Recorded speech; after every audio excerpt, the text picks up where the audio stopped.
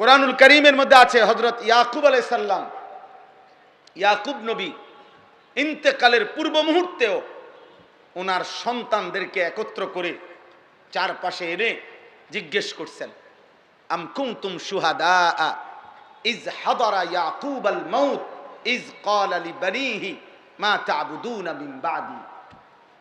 কোরআন শরীফের আয়াত কিনা?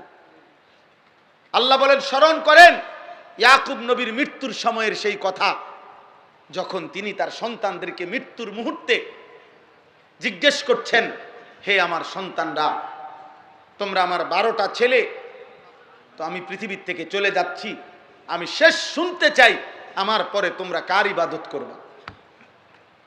ক্বালু না'বুদু ইলাহাকা ওয়া ইলাহা আবাইকা।